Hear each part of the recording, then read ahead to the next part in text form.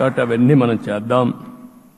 ఇంకొక పక్కన దాడులు చేసి బాధితులపైనే కేసులు పెట్టే పరిస్థితి ఉండదు ఈ రోజు నుంచి. అది కూడా మనం చూసాం. ఏ ఒక్కరి ఆత్మగౌరవానికి భంగం కలగదు. ఒక పాజిటివ్ గవర్నెన్స్ అన్ని చోట్ల కనపడుస్తుంది. ప్రజాహితం కోసమే పనిచేస్తాం. ప్రతి నిర్ణయం, ప్రతి అడుగు ప్రజల కోసమే ఉంటుంది. స్టేట్ ఫస్ట్ అనే నినాదంతో ముందుకు పోతాం. ఈరోజు మేము ముగ్గురం కూడా ఢిల్లీలో వెళ్ళినప్పుడు కూడా మా ఆలోచన ఈ రాష్ట్రం ముందుండాలనే ఉద్దేశంతోనే ముందుకు పోయాం.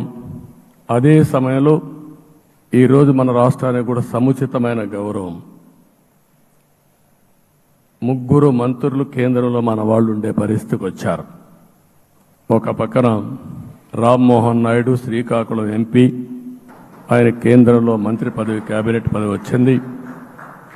ఇంకొక పక్కన ఐవీఎఫ్ ఒక అధునాతన సంతానోత్పత్తి చికిత్స. అనేక దంపతులకు తల్లిదండ్రులు కావాలనే వారి కలను నెరవేర్చుకోవడానికి సహాయపడుతుంది. ఈ రోజే ఓఎస్ఎస్ ఫర్టిలిటీని సందర్శించండి. పెంబసాని చంద్రశేఖర్కి స్టేట్ మినిస్టర్గా ఎంఓఎస్ కింద ఇచ్చారు. మూడోది కూడా ఒక సామాన్యమైన కార్యకర్త Srinivasa Varma, Narasapur MP, BJP MP, ఈరోజు కేంద్రంలో మంత్రి స్థానం వచ్చింది. ఓసారి బీజేపీలో కూడా ఇది ఒక ప్రత్యేకత. ఆయన ఎంపీ ఇచ్చినప్పుడు నాకే ఆశ్చర్యం వేసింది. ఒక మామూలు వ్యక్తి ఎంపీ ఇచ్చారు. అప్పుడు ఆలోచించినప్పుడు నేను ఫస్ట్ మీటింగ్ పోతే వచ్చాడు. వచ్చినప్పుడు నేను ఎంక్వైరీ చేస్తే ఆయన స్ట్రాంగ్గా పార్టీ కోసం పనిచేశాడు. ఒక పార్టీ కార్యకర్తను గుర్తించిన పార్టీ భారతీయ జనతా పార్టీ. అది కూడా తెలుగుదేశంలో కూడా చేస్తున్నాం, జనసేనలో కూడా చేస్తున్నాం. వారి యొక్క ప్రత్యేకత. ఈరోజు నిన్న కూడా మనం అందరం చూస్తే మోదీ గారు మొన్నే మీటింగ్ అయినప్పుడు చూశాం. ఆయన స్పీచ్ను కూడా చూశాం. నేను కూడా చాలా స్పష్టంగా చెప్పాను. 10 సంవత్సరాల మోడీ గారి పరిపాలన దేశ ప్రతిష్ట పెంచింది. ప్రపంచంలోనే భారతీయులకు గుర్తింపు వచ్చింది. 11వ స్థానంలో ఉన్న ఆర్థిక వ్యవస్థ ఈరోజు 5వ స్థానానికి తీసుకొచ్చారు. ఇంకొక పక్కన ఎన్డీఏ 3.0 ఈ పరిపాలన 5 ఏళ్లలో 5వ స్థానం నుంచి 3వ ఆర్థిక అతిపెద్ద దేశంగా భారతదేశం ఎమర్జీ కాబోతుంది. ఇది మన దేశానికి గర్వకారణం.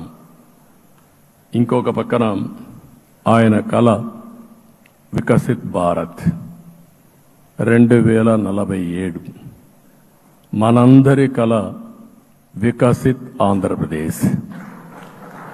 ఇది మనందరం ఒక కళగా పెట్టుకొని ముందుకు పోవాల్సిన అవసరం ఉంది.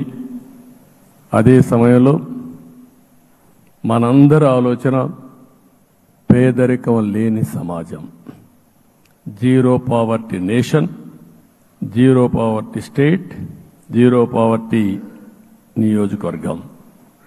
ఇది ఎన్టీ రామారావు గారి కళ. ఆయన చాలాసార్లు నేను మొన్న కూడా చెప్పాను.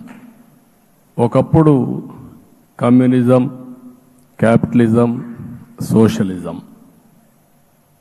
ఇది ఆర్థిక సంస్కరణ రాని ముందు ప్రతి ఒక్కరిని అడిగే విధానం. ఎవరిని అడిగినా మీరు ఏ సైడ్ ఉంటారని అడిగేవాళ్ళు. అలాంటి సమయంలో ఎన్టీ రామారావు గారిని మీరు ఏ ఇజాన్ని నమ్ముతారో చెప్పమంటే నాకు ఈ ఇజాల గురించి తెలియదు, నాకు తెలిసింది ఒకే ఒక ఇజం, అది హ్యూమనిజం అని చెప్పిన ఏకైక నాయకుడు భారతదేశంలో ఎన్టీ రామారావు గారు.